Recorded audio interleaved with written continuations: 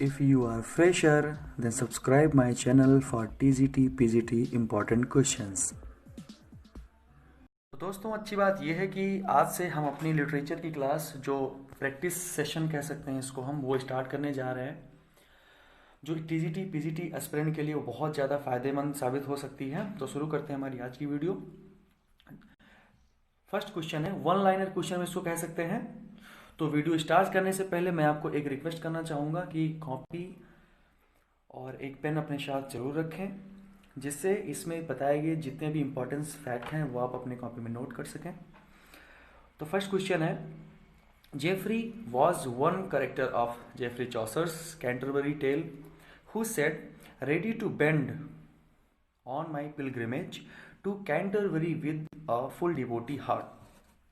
तो ध्यान से देखिएगा, ये दोनों नाम जो हैं वो कुछ सिमिलर लग रहे हैं, बट ऐसा नहीं है। इसकी स्पेलिंग में डिफरेंस है। और जेफरी चौसर जैसा कि हम जानते हैं 1340 से 1400 इनका टाइम पीरियड है और ये फादर ऑफ इंग्लिश लिटरेचर भी कहे जाते हैं। उनकी एक वर्क है कैंटरबरी टेल्स, जिसका एक कैरेक्टर है Geoffrey. Okay, got it. Second, the pilgrimage in the Canterbury tale were going to thank to S.T. Thomas for helping them when they were sick. कहानी समझेंगे तो आपको पता चलेगा, बट ये हम ऑनलाइनर कर रहे हैं तो इस पर ज़्यादा डिस्क्रिप्ट हम आपको नहीं बता सकते हैं।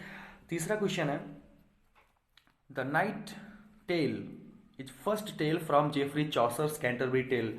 जो नाइट टेल है वो पहली कहानी है जो इसमें बताई गई है जेफरी चॉसर्स की कैंटरबरी टेल में। अच्छा, बात करते हैं कैंटरबरी टेल की। तो दोस्तों ये 1370 ईस्वी 3070 के आसपास लिखी गई है। Fourth question, the phrase morning star of renaissance किसको कहा जाता है? तो ये कहा जाता है जेफरी चौसर के बारे में कहा जाता है। आगे बढ़ते हैं। Fifth, Caxton instruction of printing press in England in 1476। मतलब पहले मैन्युस्क्रिप्ट टाइप की वर्ड्स लिखे जाते थे, लेकिन जब से 1476 ईस्वी के आसपास विलियम कैक्सटन ने प्रिंटिंग प्रेस इंग्लैंड को इंट्रोड्यूस कराई, तो बहुत ज़्यादा फायदा होने लगा उन वर्कर्स को, उन राइटर्स को, उन पोएट को, और बेनिफिट होने लगा। सिक्स्थ क्वेश्चन देखते हैं, Chaucer does not reflect the dark side of the age he lived. It was Chaucer who kept Latin and French aside and perfected writing in England. Question पूछ सकता है कि चौसर किस एज को ज़्यादा प्रेफर करते थे? तो आपको बताना है कि वो डार्क साइड को प्रेफर नहीं करते थे, मतलब वे कमियों को नहीं बताते थे जिस एज में वो रहते थे। सातवां क्वेश्चन है, the monk the character of the prologue to Canterbury tale. मतलब कैंटरबरी टेल जो 1370 ईस्वी में लिखा गया था, ध्यान से रखेंगे, हम चीज़ों को बार बार रिपीट करेंगे तब वो याद रहेंगे। प्रोलॉग टू कैंटरबरी टेल का एक करेक्टर है the monk was founding of hunt. पूछ सकता है, क्वेश्चन पूछा जाता है, the monk was corrupt. 8 question, the Norman conquest of England was in 1066 in battle of Hasting by William the Conqueror. इसको विलियम द कॉन्करर के नाम से जाना जाता है, जिसने बैटल ऑफ हेस्टिंग जीता था। और उसके बाद में, और ये राजा कहाँ का था? William was Duke of Normandy, ये फ्रांस का, जो आज के फ्रांस है वो उस समय नॉर्मंडी था। The battle was Hasting was fought in October 14 in 1066 and on 25 December. अब मैंने यहाँ पे 2 डेट लिखी हुई है। एक डेट तो लिखा हुआ है कि अक्टूबर 1066 ईस्वी को सिर्फ वॉर ऑफ हेस्टिंग लड़ाई हुई उसकी, और जब यहाँ पे जीत लेता है, किंग हेराल्ड नामक एक राजा उस समय इंग्लैंड का राजा था, उसको मार देता है विलियम द कॉन्करर। और 25 दिसंबर 1066 को ये इंग्लैंड का नया राजा बनता है। ओके, तो बढ़ते हैं question number 10। Epithalamium is a poem written to celebrate a marriage. Epithalamium एक पोएम है जो किस लिए लिखी जाती है? एक मैरिज को सेलिब्रेट करने के लिए। It was written by Edmund Spencer. बहुत इंपॉर्टेंट नाम है, एडमंड स्पेंसर। ये कब लिखी गई थी? तो ये लिखी गई थी 1596 में। हमेशा याद रखेंगे इसको।